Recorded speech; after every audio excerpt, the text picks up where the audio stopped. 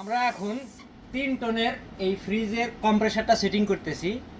আমাদের এখানে এখন এই যে একটা ফিল্টার লাগানো হইতেছে। এটা একটা পুরাতন ফিল্টার ছিল, এই পুরাতন ফিল্টারটা খুলে এখন নতুন ফিল্টারটা লাগাই দিলাম। এই ফিল্টারটা কিভাবে লাগাবেন এটার একটা গুরুত্বপূর্ণ একটা জিনিস আছে। যদি আপনার ফিল্টারটা উল্টা করে লাগান তাহলে এই কম্প্রেসারটা কাজ তো ঠিকমতো করবেই না, প্লাস এই ফিল্টারের কারণেই আপনার কম্প্রেসারটার সমস্যা হবে। আপনি কিভাবে এই ফিল্টারটা লাগাবেন সেটাই দেখাই। দেখেন এই যে ফিল্টারটা এখানে এবং এই ফিল্টারটা এরকম প্রত্যেকটা ফিল্টারের সাথেই সেটা পাইপের তো মাপ থাকবে। এটা 3/8 পাইপের মাপ, অনেকটাতে 1/2 ইঞ্চি পাইপের মাপ, কত জায়গায় 5/8 মাপ আছে, বিভিন্ন মাপের থাকে। সেটা তো মাপের পাইপের সাথে লাগাবেন।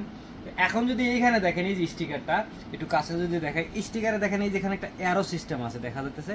এই অ্যারোটা সবসময় খেয়াল করে রাখতে হবে, কারণ এই অ্যারোর উপরের পার্টটা হলো ইনপুট, মানে এখান থেকে ঢুকবে, আর এই পাশটা এটা হলো আউটপুট, এই দিক দিয়ে বের হবে। তা আপনার এইখানে যদি দেখেন এটা আমাদের এই ডিসচার্জ, এই ডিসচার্জের এখান থেকে গ্যাসটা বের হবে, এই গ্যাসটার দিক থেকে বের হবে। তো ডিসচার্জের এখান থেকে যখন বের হবে তখন আমাদের এই ফিল্টারটা এখানে লাগাইলে আমাদের এখানে লাগাইতে হবে, তাহলে গ্যাসটা এখানে প্রথমে এই জায়গা থেকে ইনপুট হবে, এরপরে এই পাশ থেকে আউটপুট হবে। এখানে এইভাবে লাগালে এখান থেকে আমাদের এই গ্যাসটা আস্তে আস্তে ইনসাইডের যে ইভাপোরেটর আছে সেই ইভাপোরেটরের ভিতরে যাবে। তো ফিল্টার লাগানোর আগে সবসময় এই জিনিসটা খেয়াল রাখবেন, ফিল্টারটা কোন দিকে লাগাইতেছেন। আমাদের ফিল্টারটা এখন ওয়েল্ডিং করে দিছি। আপনারা যারা আমার এই কাজগুলো দেখতে চান তারা অবশ্যই পেজটা ফলো করে দিবেন, আর যারা ইউটিউব থেকে দেখতেছেন অবশ্যই সাবস্ক্রাইব করে দিবেন।